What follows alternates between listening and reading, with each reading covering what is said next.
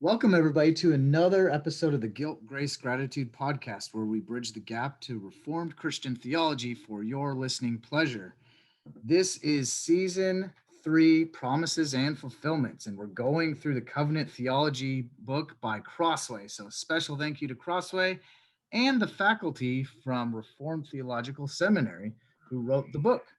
And we have a special guest today, one of those authors on chapter 5, the Noahic covenant of the covenant of grace. And so Dr. Miles V. Van Pelt is going to be with us today, helping us through this chapter. And after this episode, feel free to check out our show notes. There's going to be a link there to Crossway where you can find the book that we are talking about, purchase one for yourself, and follow along with us. There's also a couple links to find Reformed churches near you, including the Napark churches, and a link to the Society of Reformed Podcasters. So today, let's please welcome Dr. Miles V. Van Pelt back to our show. How you doing? Great, glad to be here. Thanks for having me on the show again. One of the lucky few who's back, or one of the non-lucky few. It depends on how you see it. I see the lucky few. Gotcha. Yes. Yeah, And we share the love of theology, and we share the love of CrossFit too. That's All exactly three of us right. are CrossFitters. They go together. You know you're really a CrossFitter when you're wearing a CrossFit t-shirt, and all three of us are wearing CrossFit t-shirts. That's right. Yeah.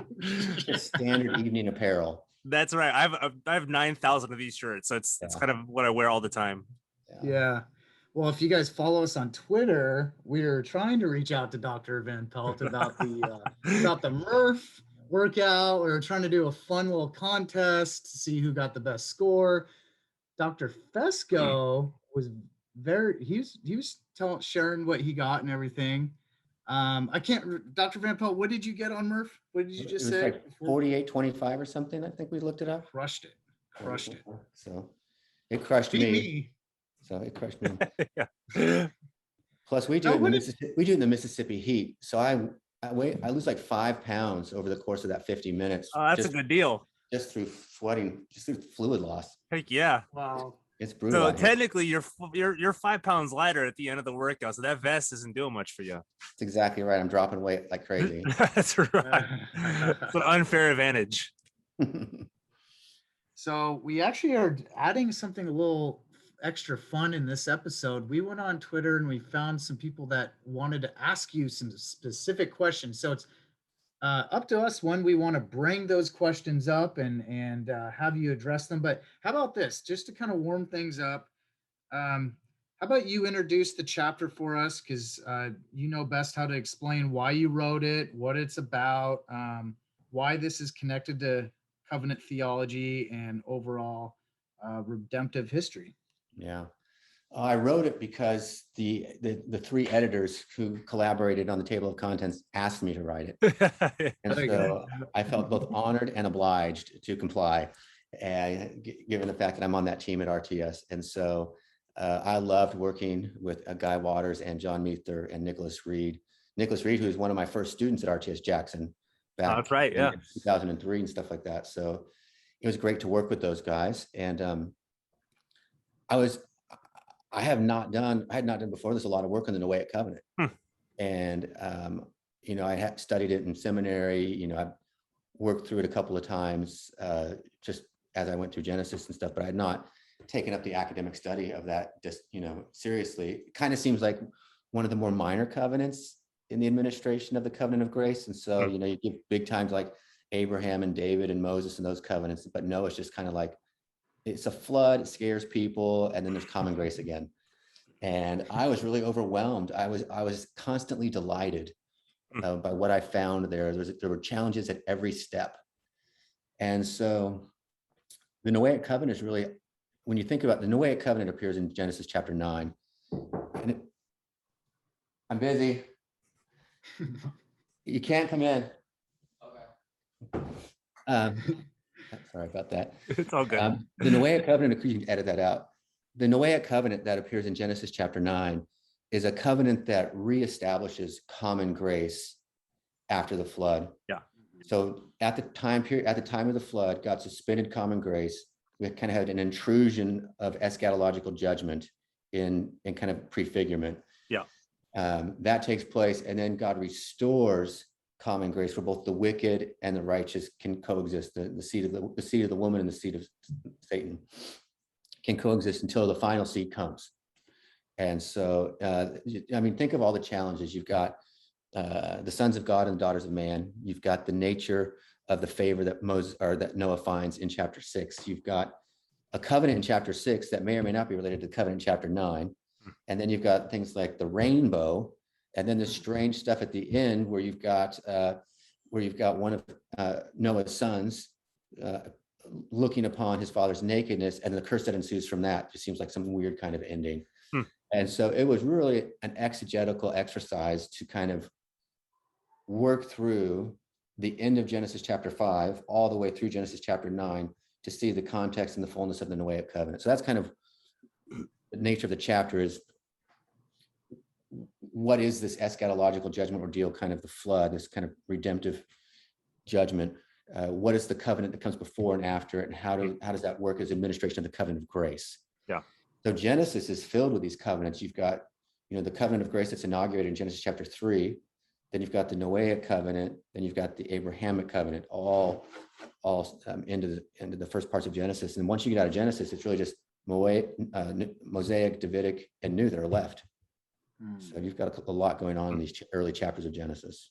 Yeah. Maybe Genesis to help with some definition stuff for those who hear the covenant or the common grace and then covenant of grace. And so sometimes that can get mixed up. So can you describe what both those are in the Noahic? Yeah, there's a footnote in there and a spot where I talk about that at the very beginning. So the covenant of grace begins in Genesis chapter 3 and is set up in the context of the fall.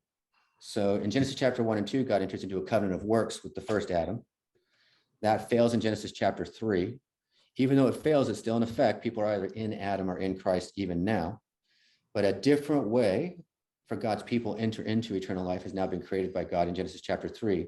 And it's called, in opposition to the covenant of works, the covenant of grace. And it's grace because we will enter it by faith in the merits and works of another.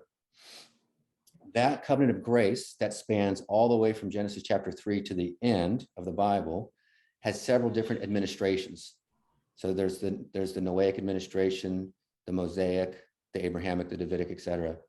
So, but in Genesis chapter 3, when God institutes the covenant of grace, he also institutes something what we call common grace.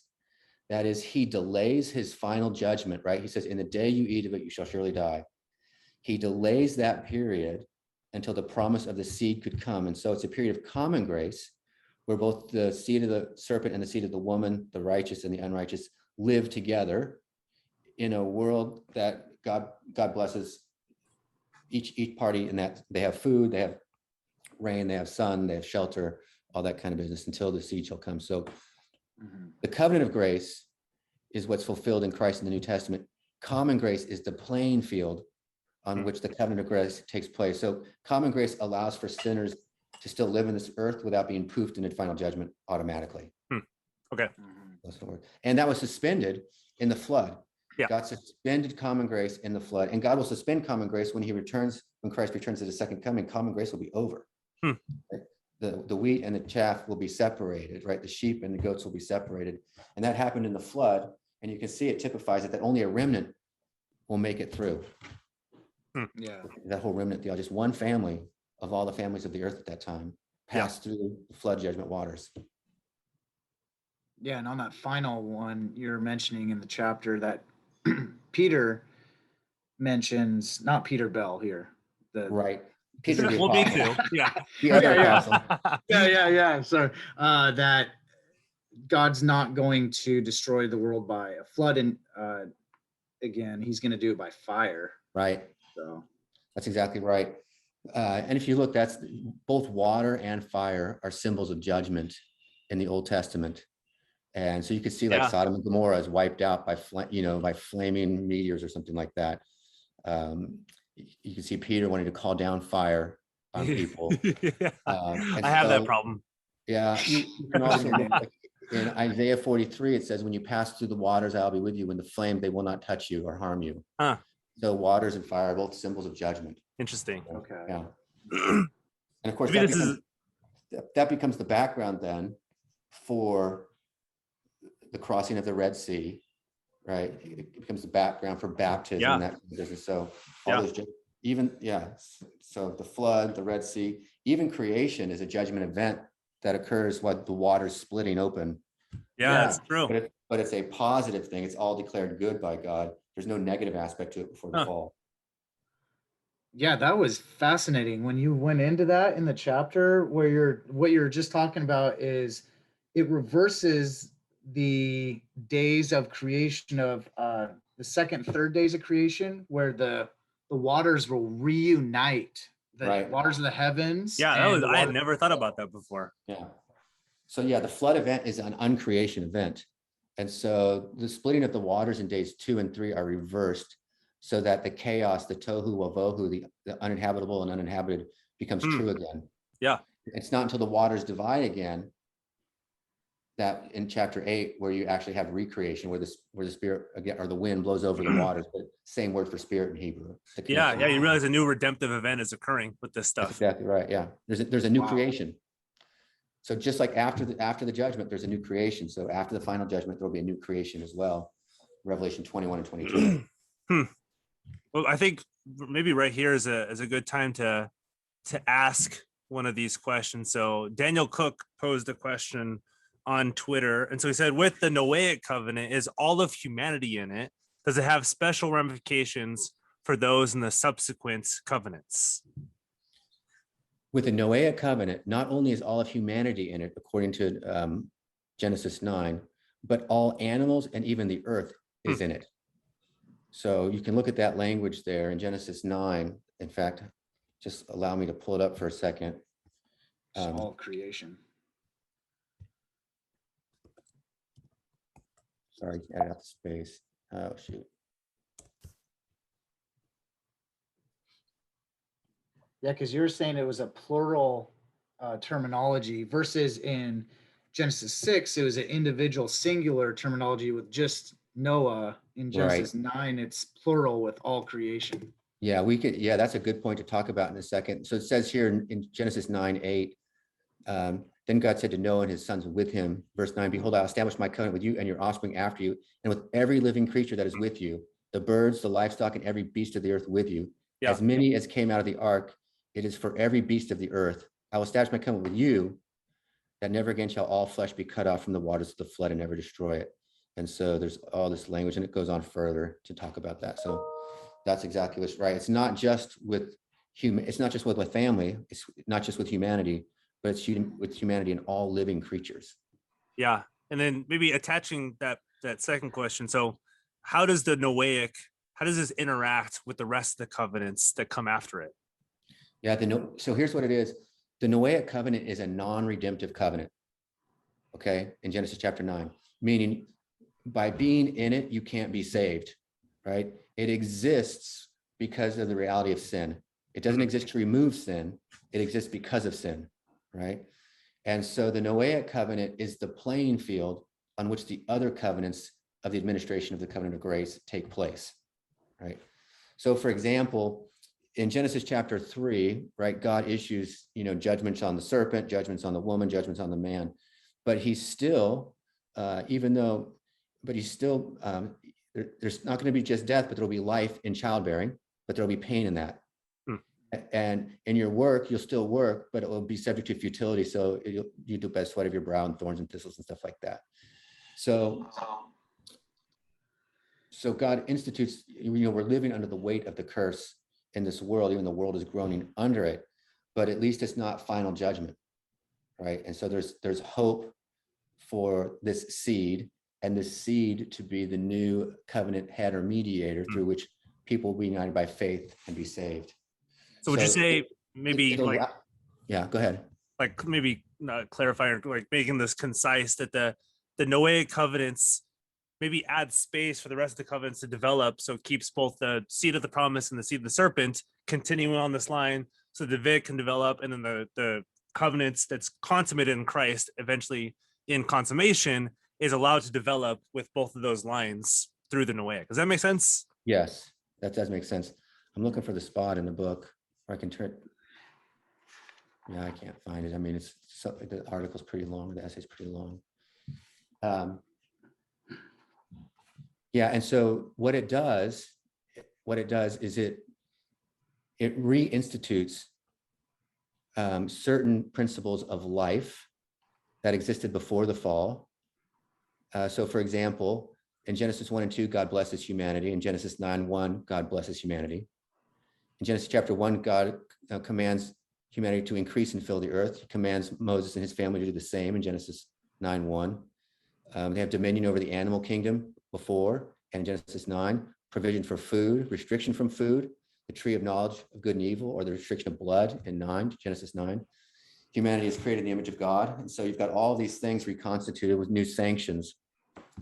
And the two sanctions, so those are kind of the realities of the common grace covenant. These things are reestablished after the flood in the new creation. They still exist. And then there are some sanctions. So don't eat blood, and the institution of capital punishment, where before it appears that it was God's job to inflict punishment for sin, especially murder. Yeah. But God hands that over to the state in Genesis chapter 9. Yeah. Because the infraction of being created in the image of God and then violating that image in murder. So those are the two sanctions that exist there. So where we've left off on Genesis 9, we are still living in that. That covenant of common grace is still going on since Genesis 9 right now. Exactly right. The post-diluvian world, after the flood, exists in the covenant of grace. Everyone does. Your dog, your cat, every cattle, your kids, the atheist, you know what I mean? The whatever. Yeah. Everyone who is living on this earth lives in the context of the covenant of common grace. That's why an unbeliever can still find a Chick-fil-A sandwich delicious. Yeah, that's true. Right. Yeah, actually, this kind of, maybe just to add another listener question to this as well. So Ryan Gano asks, how should I personally apply and communicate to others what the Noahic teaches and its commands? And I'm guessing he thinks both believers and non-believers alike. So how does it apply today as we're interacting with those who are believers and non-believers? Well, I mean, I may want to nuance his question. The Noahic covenant doesn't exist to curb sin. It exists because of sin. You can't get saved by being in it. Being in it means you have the potential you can be not saved or saved. It's just like everyone is in covenant with God, right? There's not a human being in the history of the world who has not been or is not in covenant with God. You're either in Adam or in Christ. Yeah. That's covenant language, Romans 5. And so common grace represents the reality that both those in Adam and in Christ still live together in a world currently where God bestows blessings on both those who are in Adam and in Christ. The blessings of food, family, clothing, shelter, stuff like that. So happiness, sorrow, stuff like that. It's still a world that groans and is, subject to futility. Yeah. But non-believers still, benefit from God's gracious preservation of the order. So this is called a period of delay. We're waiting for the delay to be over when Christ returns and enters into final judgment. Yeah. Because then we'll be saved through that judgment, right? Just as Noah and his family was saved not from judgment, but through judgment. So we'll experience that, but we will be sheltered in the ark of our union with Christ, symbolized by baptism, and come out on the other side. Yeah, you're mentioning that the ark passes through the waters of judgment. Right. Judgment is always, because judgment is necessary, everyone will experience it, right? And so, but in the ark, Noah experienced judgment, but he passed through it because he was sheltered into God's ark house, right? Yeah. And so we are sheltered like that by union with Christ. Because of our union with Christ, we come through the flood judgment waters with the approbation, behold, this is my beloved son in whom I'm well pleased. Yeah. Right. Our union with Christ gets us that declaration as we pass through the waters. But notice that Christ had to pass through the waters first. He's not exempt from judgment, but he passes through it on our behalf. Yeah. Yeah. And maybe if you can go into as well, like, I mean, Nick was kind of moving there, with the ark being this microcosm of the cosmos, almost like a future temple and the Garden of Eden and stuff. And so if you can explain a little bit, how does the ark show us that this is our avenue through judgment? Yeah, so the ancient Near Eastern like cosmology had kind of a three-tiered worldview. There were the heavens above, right? There was the earth and the waters below. And in the heavens above, there were windows through which the water came. And in the earth or the waters below, there was a door that kept the waters out. And so and the ark has those three tiers, those windows and that door. Does that make sense? Yep. So when Noah's building this, he's realizing, and Moses and his people are realizing that this is a recreation of the world. And so God's going to preserve the world. And, the ultimate world is a big mega temple, right? The new heavens and the new earth is a mega temple. Yeah. With the Lamb at the center of it. And so, yeah, the ark is a type of the tabernacle, a type of the temple, a type of the new heavens and new earth. The word there, interestingly, that's used for the word ark only appears 2 other times in the Hebrew Bible. Was it Teva? Yeah, and it's what Moses passes through the waters is when he's put in the water. Yeah, and so he comes out and leads God's people through the waters again unto salvation. So it's this whole theme that this ark. So the ark is the house of God's presence, and God is shut up in that house with them. So it's a theocracy, right? And that's why there was the prohibition in the ark for no clean or they couldn't eat any unclean food. Only two times that in the Bible are we prohibited from eating unclean food. It was in the ark and under the Mosaic legislation. Now that's gone. So I had pork tonight for dinner. Exactly. Yeah, bacon is great.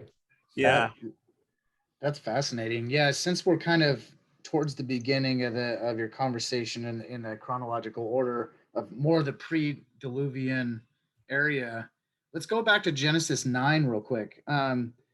You said that even Noah's name brings relief and it means rest. And actually, when he was born in Genesis 5, it reversed some terminology of the curse, where there's like cursed ground and pain. Yeah. So Noah's father, Lamech, named Noah in chapter 5, towards the end, verses 28, 29. Yeah. It says, like, Lamech lived 182 years. He fathered a son and called his name Noah, saying, this one will bring us relief from our work and from the pain of our hands, because of the ground that was cursed. And so Lamech is expressing his faith that Yahweh is at work to reverse those curses from Genesis chapter 3, specifically verse 17. The word cursed and ground and pain all appear in chapter 3, verse 17, and in chapter 5, verse 20, 29, but in reverse order. And so that suggests that Noah's father is hoping that God will use Noah and he does use Noah to reverse it, but to begin the reversal, not to consummate that reversal. Yeah. So and Noah's name does mean rest, and it's related. It's also kind of related to the when it says in there, the verb translated to bring relief is nacham, and it has the first 2 letters are the same as Noah's name, so it's a word play on that as well. Yeah. So Noah, the rest, Mr. Rest, is going to bring us some relief. And those 2 words are related in Hebrew. And so, in fact, that word to bring relief, nacham, appears also in chapter 6, right afterwards, when God regrets or relents that he had made man. And so he's going to act in a specific way. It's the same verb, just translated differently. And maybe acting chronologically from what Nick just and going back to a comment that Nick made with the singular you in Genesis 6 and the plural you in Genesis 9, with this I will establish, not create, or whatever, the kum versus the karatz in Genesis 6 and what he says in Genesis 9. So can you explain, why is he just talking to Moses in Genesis 6? Is this like some immediate covenant? How does this relate to the covenant of grace, covenant of works, and later on? It's a great question, and it's central to the text. And of course it's debated. So there you go. Everything's debated. Right? So The first time the word covenant appears in the Hebrew Bible is Genesis 6:18, where God enters into a covenant with Noah. And the question is the covenant mentioned in Genesis 6:18 a proleptic reference to the covenant made in Genesis 9, or is its own reference? Okay. You mean proleptic, like it's foreshadowing or it's pointing towards something, right? Yeah. And so there are a number of layers of evidence. I hold to the view that the covenant in Genesis 6 is different than the covenant in Genesis 9. Mm-hmm. There's several reasons for that. One of the reasons is just in terms of the object of the verb when referring to Noah and his family versus the world. So in Genesis chapter 6, God says 8 times that I'm going to make a covenant with you. Mm-hmm. And that's the second masculine singular in all in chapter 6. It's all singular. In Genesis chapter 9, the pronoun is 2MP. So you plural, or y'all, if you want to do the Southern version of it. Yeah. All right. So the object is different. In Genesis chapter 6, it's singular. In Genesis chapter 9, it's plural because we know it's with Noah and his family and even all of the earth. In our English Bibles, we don't see the difference because you can be both singular and plural. But in Hebrew, singular and plural have different forms, so it's very easy to see. The second thing, in Genesis chapter 6, the promise to Noah there, the covenant with Noah there, is because of his righteousness, and it's that he will preserve Noah's family through the flood judgment ordeal. So in the context of the suspension of common grace and the intrusion of judgment, God is going to keep Noah's family alive. And what that does is it links back to Genesis chapter 3, verse 15. Because if God didn't keep Noah and his family alive, the seed, then he would have wiped out the seed and he would not have been able to fulfill the promise of Genesis 3:15. So the covenant of Genesis 6:18 preserves the covenant of Genesis 3:15, that God would send a seed to have victory over the serpent. Okay. And Noah has to obey. He has to build the ark and provision it. Right. And so he does. And by his kind of typological, evangelical obedience, he didn't really, he's not saving himself eternally. Yeah. He serves as a type of Christ, right? Where his work saves his family and helps him pass through the judgment. That kind of thing, his family pass through the judgment. The covenant in Genesis 9 is with the whole world. It's that common grace covenant. And so it's to not just to Noah, but it's to know his family, all the animals, and the world itself, the earth itself, that he won't wipe it out again. Mm-hmm. So yeah. And in Genesis 6, the act of obedience by him needing to build the ark sounds like covenant of works language to me, during a covenant of grace era, obviously, but it kind of, to me, was thinking, oh, this is foreshadowing that he is a second Adam figure, but not the ultimate second Adam as in Christ, but pointing to Christ also. So he's kind of pointing backwards to Adam and forwards to Christ. Right. Working as in a kind of an obedience to build the ark. Yeah. You're right. So here's what it's called. Klein does a good job on this. It's really called typological obedience. Just like the tabernacle and the temple are not the ultimate tabernacle and temple, they're not perfect, but they serve as shadows and signs of what is to come. And so Noah, because of his righteousness, God favors him. He has evangelical obedience and he obeys, building an ark in a time when it would probably seem hilarious to do so. And he's a preacher of righteousness, they talk about, right? Oh, yeah. Right. And it says, even in Ezekiel, it says that judgment is coming. And even if is it Daniel, Noah, and Job came, they could only save themselves because of their righteousness. And so their righteousness couldn't be imputed to anybody and it couldn't suffer the curse of the fall. But it was kind of this typological, symbolic obedience that helps us to point to what the true seed will really do for us. It will be atypical, full, not partial. Yeah. So just like David is a type of the ultimate king and Solomon's a type of an ultimate king, right? so Noah is a type. Hmm. Like Moses is a type, a shadow of what is to come. Yeah. I mean, this is more kind of thinking of people who are thinking of the Noahic covenant. So I've heard some people say in Genesis 9:2 or 3, when it says now you can eat of the meats, they say, well, before this they're all vegetarians. Now post Noah that they can now eat meat. And you kind of talk about that. I know it's not the most crucial thing in the Noahic covenant, but can you talk about like the vegetarian versus meat? Because I know people think about it when they think of Noah. Yeah, I mean, part of it is they're setting up. Part of the purpose is not kind of atheological, like when did humans first eat meat? So it's Genesis 9:3, and so the question is, were they only vegetarians up until this point, and then did they eat meat afterwards? The problem, so it's a complicated issue.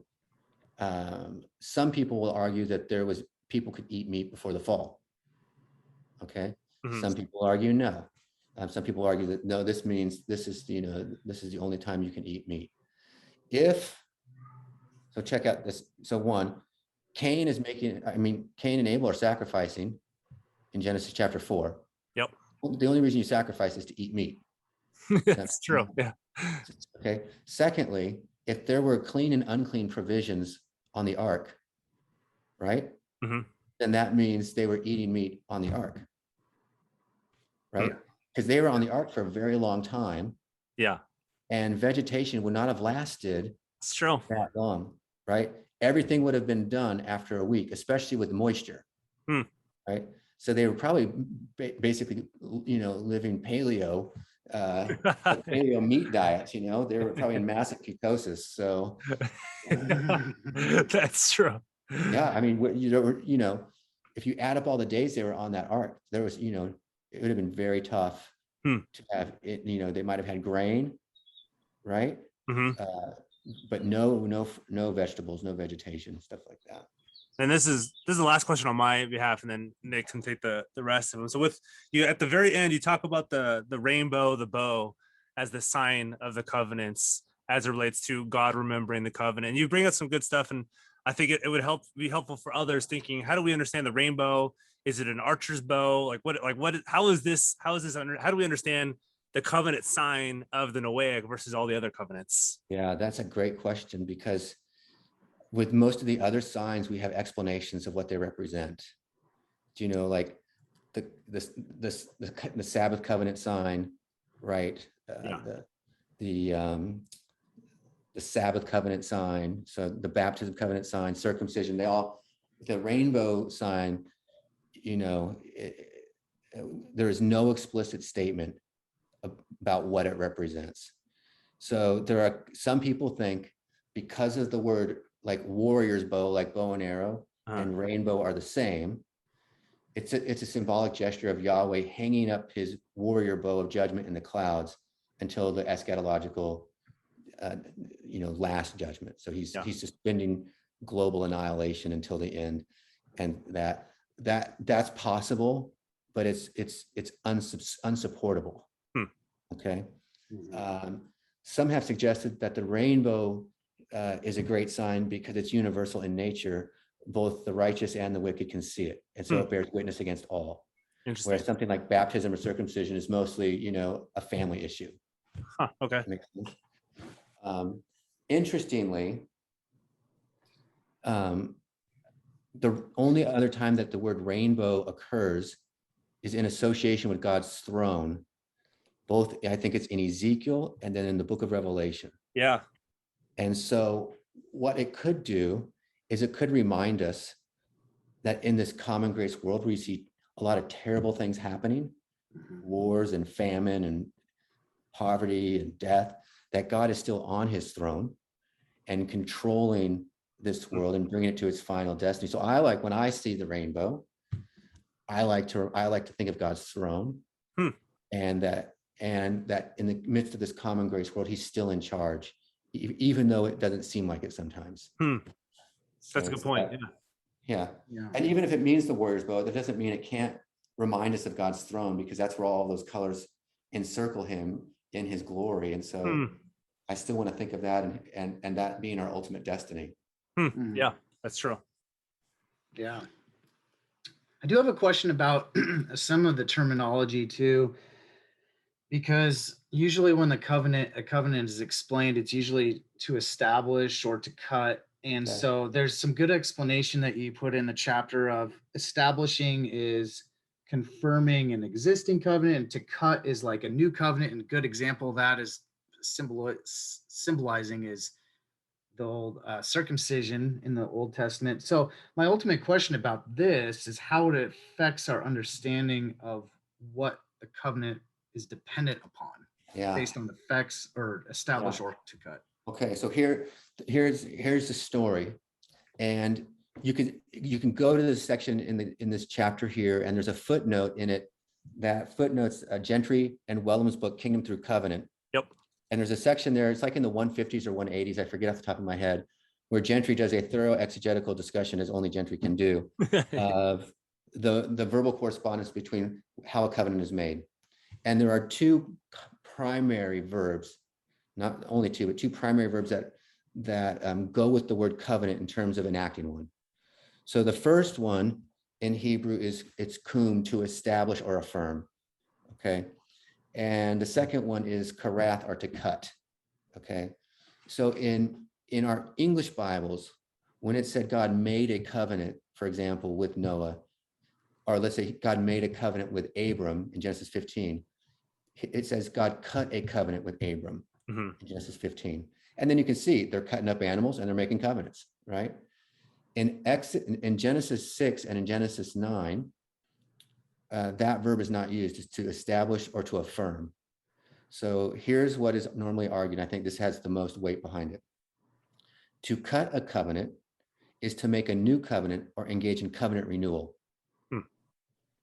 To establish or affirm a covenant is to live in light of a previous arrangement, to remember to be faithful to establish or to affirm it. Okay. Now here's the gig. The question then is, in Genesis 6 and Genesis 9, if it's kum, to establish or affirm a covenant, what covenant? Because the word covenant doesn't occur until Genesis 6. Now we know the old story. Just because there's not the word for covenant there doesn't mean there's not covenant, right? In 2 Samuel 7, God makes a covenant with David. They don't use the word for covenant, but all the covenantal things are there. And then in the Psalms and later on, they're always talking about the Davidic covenant, the covenant God made with David. So I argue that the verbs kum in Genesis chapter 6 and Genesis chapter 9, to establish or affirm a covenant, go back to Genesis chapter 3. And where the inauguration of the covenant of grace begins in 3 chapter 14, chapter 3 verses 14 and 19. And so when God says in Genesis chapter 6 verse 18, I'm going to affirm or establish my covenant with you. What covenant? Well, that's the covenant made back in Genesis 3, 14 and 19, that he will send the seed of a woman to vanquish Satan. And then the one in chapter 9 is the common grace covenant, started there as well, that he's going to suspend or delay judgment until the end. So they are covenants that are living in light of the Genesis 3 reality. Does that make sense? So that's what so yeah. And so, for example, a good example of how that works is in Genesis chapter 15, God cuts a covenant with Abram. Then in Genesis 17, when he gives him the covenant sign of circumcision, he uses the verb kum. So I'm going to affirm my covenant from Genesis 15 with you by giving you this covenant sign. That makes sense. So that's how that's working.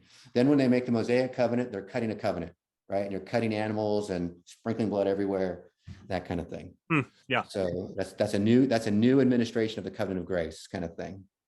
No, this is all pointing to each other, which is just the fun part about the Bible. And the more you learn, the more you realize it's pointing to each other and unpacking itself. One thing you said, couple more questions. I know we're short on time, but you ready? You ready to go? I'm going to just knock these out. Okay. We'll make it quick.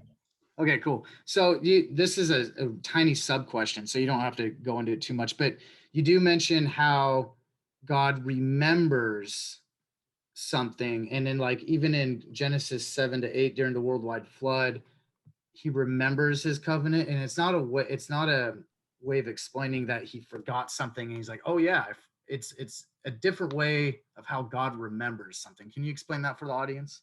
Yes, I can. Just so you get the reference, it's Genesis 8. It's Genesis 8:1, and so here's what it is. And there's footnotes in the chapter, so you can have more there. Remembering and forgetting have covenantal overtones in Hebrew. They're not just like remembering I'm recalling a fact, or forgetting I'm not forgetting something. For example, in the book of Judges, it's either Othniel or Ehud, God says that you have done evil, in the sight of the Lord. You have forgotten Yahweh, your God. I think So it's Judges 3:7. Yeah, it's like gospel amnesia. Yeah. It doesn't mean they forgot Yahweh, like they forgot his name and now they need to go look it back up in the books. It means they weren't living in light of the covenant. Yeah. Okay. Remembering means I'm living in light of the covenant. Okay. And so when God remembers Noah in 8:1, he's remembering the covenant of 6:18. He's acting in light of that covenant. Okay. Just like the verb to know in Hebrew has covenantal overtones. For example, when Adam knew his wife Eve, she conceived. Well, he just didn't think about her. He engaged in covenantal activity. Does that make sense? Yeah. So when God says, you only have I known of all the families of the earth, it doesn't mean he forgot the other ones. Yeah. In fact, he's only in covenant with Israel. Yeah. Right. So this language, this will be a bit of a pun, is pregnant with meaning. Yeah. So because knowing and remembering and forgetting are all related to the covenant and covenant life. And so it's more than like, oh yeah, there's a big flood down there, and oh yeah, Noah's down there, I better go save him. No, not that. Okay. And so to cap it off, you can give short answers here, but what's your viewpoint? Peter and I are really. I know what questions you ask. We'll have a friendly bet on this. I know Van Pelt's answer. Yeah, worldwide flood versus regional. And second question is your thoughts on the Nephilim. Okay, I knew that one was going to come. Yes. Rapid fire, very easy questions. Number one, I'm definitely a big fan of worldwide flood. Yeah. Let's see. Because of Genesis 9:15, it says, I'll begin in verse 13. I have set my bow in the cloud, and it shall be a sign of the covenant between me and the earth. When I bring clouds over the earth and the bow is seen in the clouds, I'll remember my covenant that is between me and you and every living creature of all flesh. And the water shall never again become a flood to destroy all flesh. Do you see that? The waters, let's see, what does it say? And the water shall never again become a flood to destroy all flesh. So first, the word all there is used, and that's a little bit of evidence. But two, we have had since the flood hundreds of thousands of local area floods, right? Where land has been destroyed, people have died just recently, right? And so animals have been destroyed.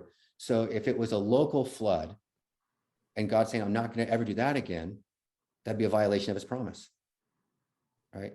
It had to be a completely universal thing. And that fits with the typological significance of the eschaton as well, right? Like it's going to be worldwide, global.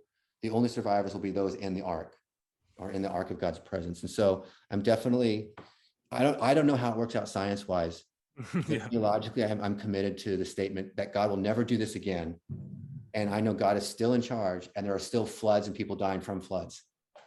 So I might be too stubbornly Clinian. Okay, so you have to be. That's why I know. I'm with you in that. So. You almost, after reading your chapter, you almost had me on worldwide flood, and then I was like, I just can't do it. That's okay. I'm with you, Doc. Just figure out we get in heaven. It's not salvific. Yeah, totally. Okay. The other thing is,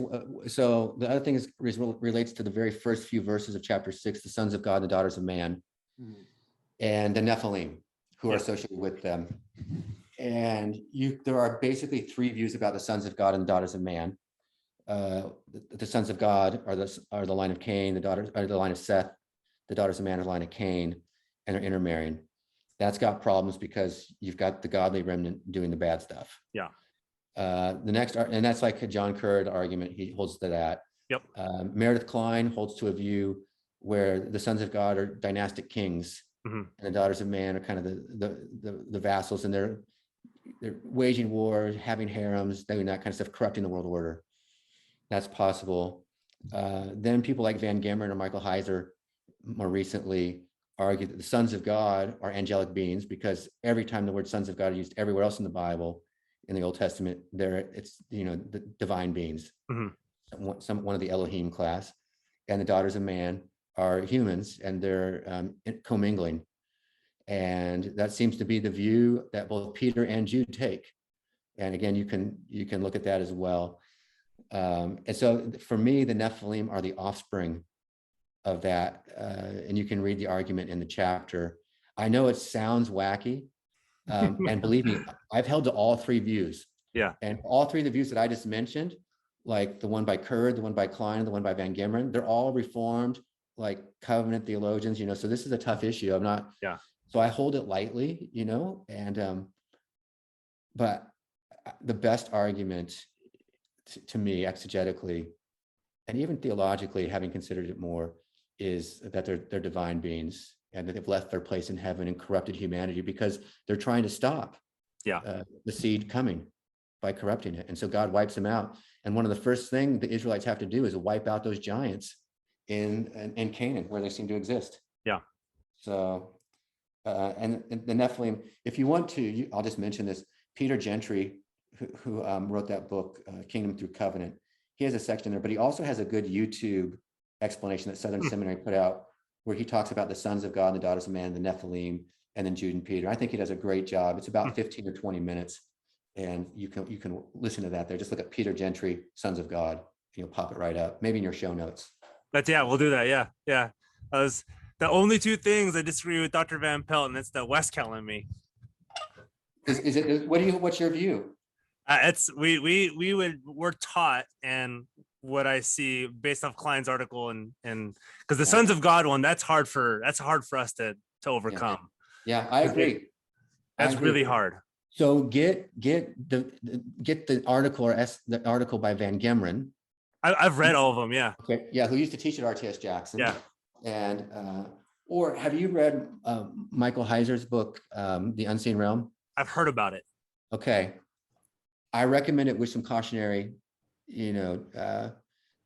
cautionary wisdom, be, innocent as doves, wise as serpents when you're reading stuff like that.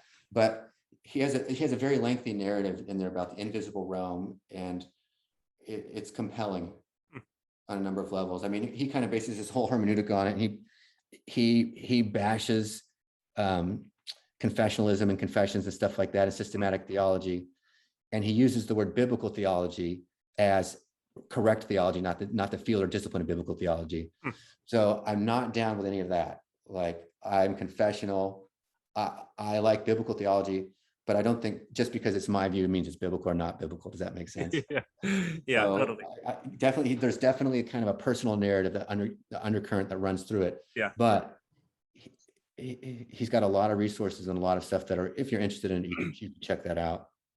Yeah, we'll post those in the show notes so people can learn more about the Noahic and some of these other things too.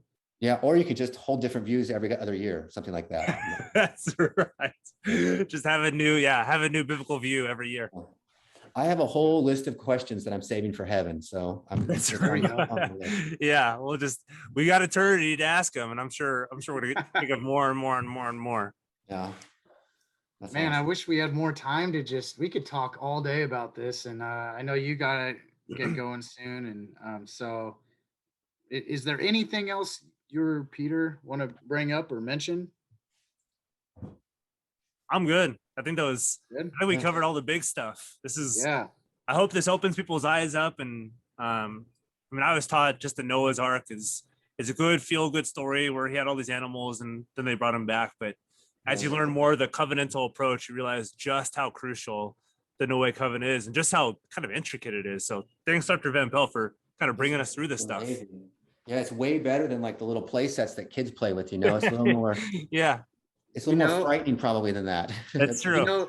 My preschool was actually called Noah's Ark, and I remember in the playground there was it was a wooden, literal Noah's Ark we played on. That's amazing. And everybody outside of it died. That's right. Oh my gosh, no. Yeah. Wow, that's traumatic. Yeah. Well, yeah. Thanks, Dr. Van Pelt. This has been a pleasure. Thanks for coming on. We hope to have you on again sometime in the future. Yeah, thanks for talking about theology and all the work you guys do. I appreciate it very much. Thank you. All right, have a great night. You too.